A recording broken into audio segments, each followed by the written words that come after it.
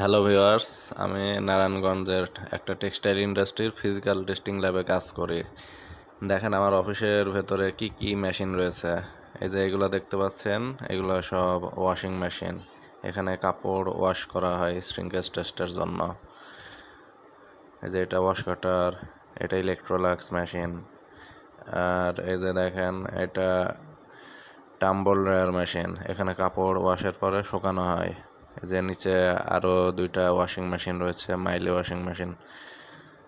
আর এই যে দেখছেন এটা রোটো ওয়াশ মেশিন। এখানে কালার ফাস্টনেস টেস্ট করা হয়।